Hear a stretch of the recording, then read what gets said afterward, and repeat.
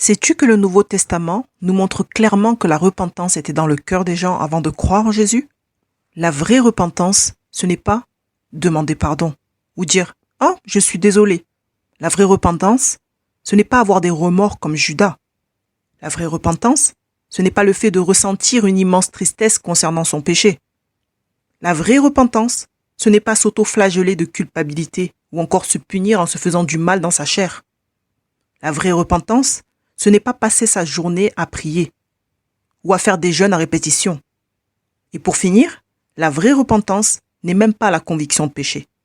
Tout simplement parce que ce n'est pas parce que le Saint-Esprit t'a convaincu que tu es un pécheur que tu vas arrêter de pécher. Ou changer de vie d'ailleurs. Si c'était le cas, il n'y aurait pas de vierge folle ni de loup dans la bergerie. La véritable repentance, c'est faire demi-tour.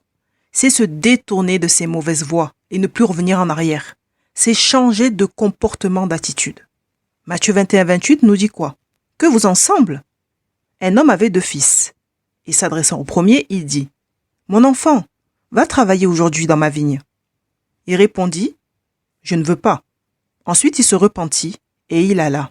S'adressant à l'autre, il dit la même chose. Et ce fils répondit « Je veux bien, Seigneur. » Et il n'alla pas.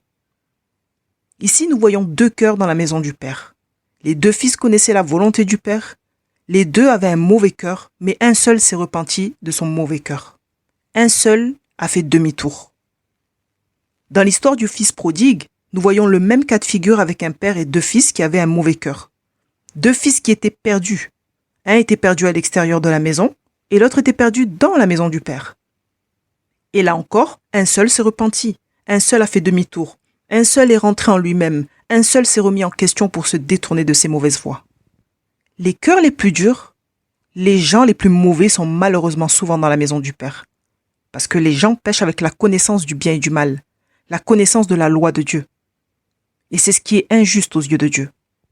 Alors que dans le monde, les gens pêchent sans connaissance. Ils pensent que tout ce qu'ils font est juste, parce qu'ils n'ont aucune conscience de la loi de Dieu. C'est pourquoi si l'Église veut avoir un réveil, l'Église doit se repentir.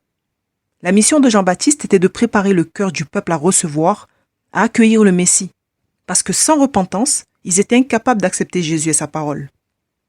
Et le message de Jean-Baptiste était toujours le même jusqu'à la venue de Jésus.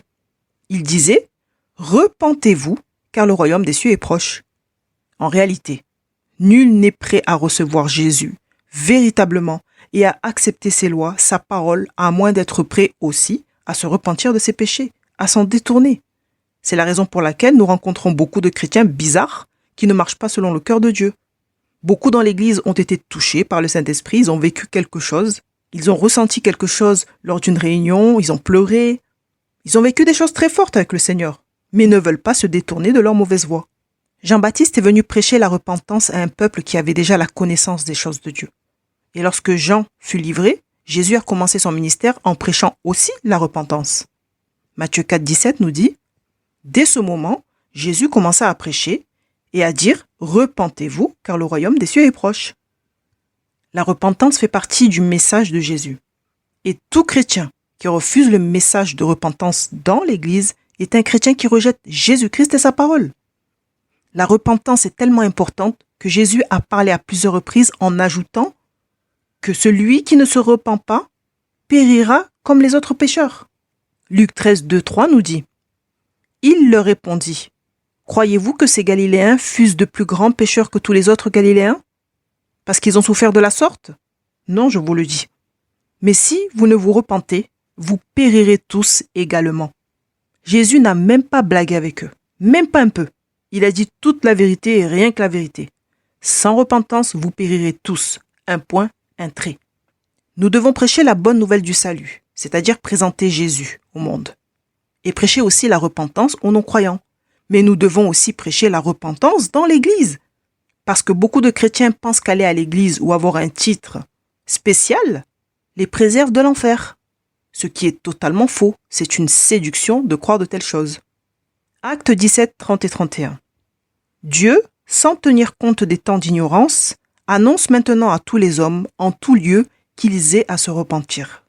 Parce qu'il a fixé un jour où il jugera le monde selon la justice, par l'homme qu'il a désigné ce dont il a donné à tous une preuve certaine en le ressuscitant des morts. En effet, le message de repentance est pour tout le monde maintenant, mais au départ, il était pour le peuple élu, c'est-à-dire ceux qui avaient déjà la connaissance des choses de Dieu. Acte 3, 26, c'est à vous premièrement que Dieu, ayant suscité son serviteur, l'a envoyé pour vous bénir en détournant chacun de vous de ses iniquités. L'Église a péché et l'Église pêche encore. Dans le livre de l'Apocalypse, Jésus parle aux 7 églises. Et il dit à Éphèse, repens-toi. Il dit à Pergame, repens-toi. Il dit à Thyatire, ou plutôt à Jézabel, de se repentir. Il dit à Sardes, repens-toi. Il dit à Laodicée, repens-toi.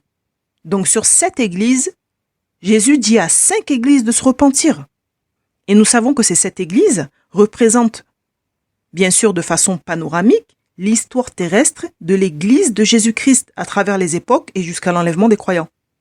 Ce qui veut dire clairement que tous les prédicateurs qui prêchent qu'il ne suffit que de croire seulement pour aller au ciel, eh bien c'est faux. C'est une tromperie, une séduction. Nous devons être transformés de l'intérieur parce que Dieu est saint. N'importe qui ne peut pas aller au ciel. C'est trop facile. Et Dieu serait injuste dans ce cas. Le message de l'évangile qui sauve, c'est « repentez-vous et croyez ». Ce qui veut dire qu'accepter Jésus-Christ comme Seigneur et Sauveur, c'est bon, mais sans repentance, ça ne fera pas de toi quelqu'un de différent en réalité. Or, la parole nous demande de produire du fruit digne de la repentance. Avoir dans la bouche pour slogan « Je suis chrétien » n'est pas un passe pour le ciel. Sans repentance, nul n'est qualifié pour le ciel. Personne ne peut amener son péché chéri au ciel. Dieu est saint. La seule condition pour aller au ciel, c'est avoir une vie purifiée du péché. Jésus ne condamne pas les péchés commis avant la conversion, puisque nous étions tous sous la coupe du diable. Mais en Christ, il a effacé nos péchés. Nous sommes de nouvelles créatures. Ce sont les péchés volontaires, lorsque nous sommes en lui, qui posent problème. Acte 3, 19 nous dit « Repentez-vous donc et convertissez-vous, afin que vos péchés soient effacés, afin que des temps de rafraîchissement viennent de la part du Seigneur. » En réalité, aucune personne ayant rencontré véritablement Jésus ne peut rester la même personne. C'est impossible. Pourquoi voudrais-tu aller en enfer alors qu'il te suffit juste de te repentir? Jésus est celui qui a le plus aimé dans la Bible et c'est lui qui a le plus parlé de l'enfer. Il a tellement aimé qu'il a dit la vérité aux gens en leur disant que s'ils ne se repentaient pas, ils périraient tous dans un feu éternel. Et pour qu'il y ait un réveil, l'Église doit être sérieuse avec les choses de Dieu. Nous ne pouvons pas nous attendre à un réveil en étant des hypocrites bêtes et méchants.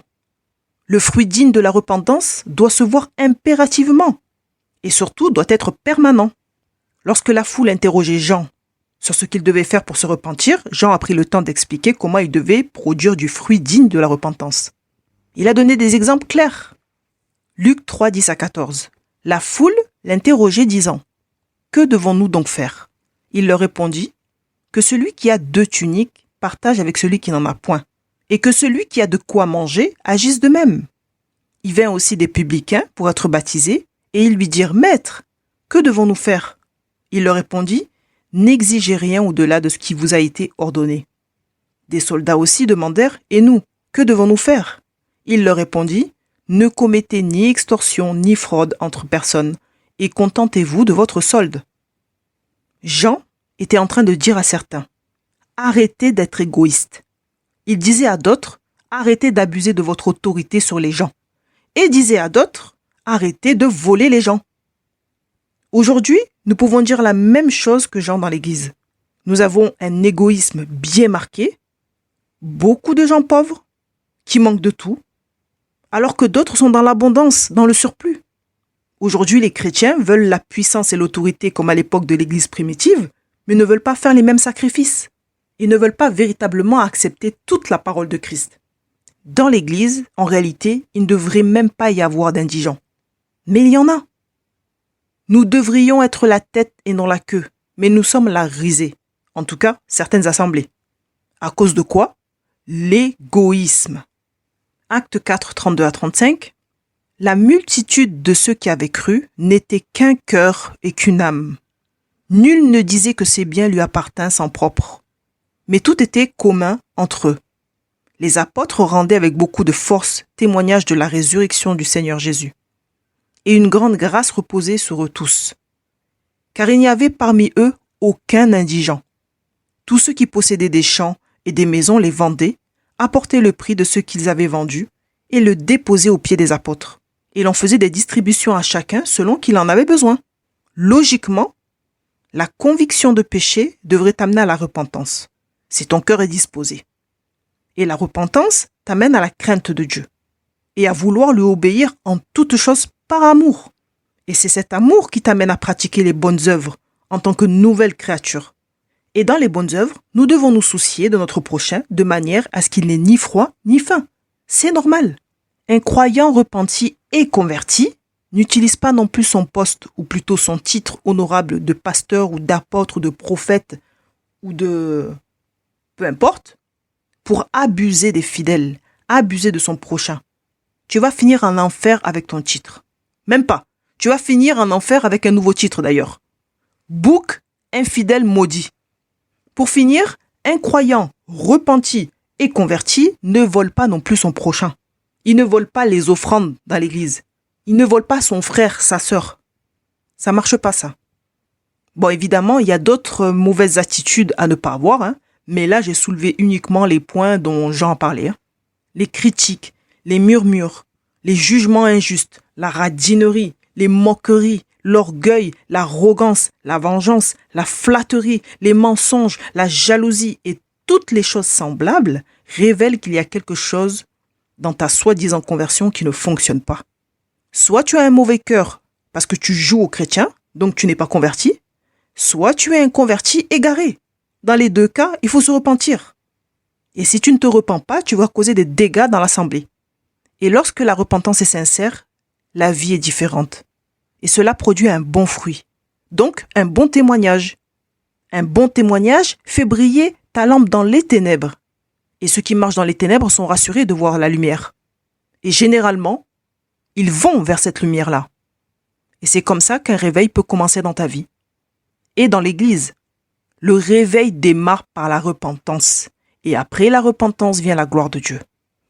Donc voilà, il y a certains signes évidents qui montrent le sommeil d'une église ou le sommeil dans ta vie, les œuvres de la chair, certaines souffrances, la culpabilité, le manque de joie, la religiosité, les occupations, les œuvres sociales, mais aussi tout ce qui t'empêche de faire la volonté de Dieu ou tout ce qui t'empêche de passer du temps dans la présence de Dieu révèle que tu dors spirituellement ou que l'Église dort spirituellement. Là où il y a désobéissance, là où il n'y a pas d'amour fraternel entre les frères et sœurs, là où il y a des clubs dans les assemblées, là où il y a des problèmes sans solution du 1er janvier au 31 décembre, c'est un réveil spirituel. Et Dieu nous interpelle toujours d'une manière ou d'une autre quant à notre situation. Éphésiens 5,14 nous dit « C'est pour cela qu'il est dit « Réveille-toi, toi qui dors. Relève-toi d'entre les morts, et Christ t'éclairera. » C'était la sœur Charlène, diaconos de l'église de Jésus-Christ, ici même pour servir mes frères et sœurs en Jésus-Christ. Que Dieu te bénisse abondamment.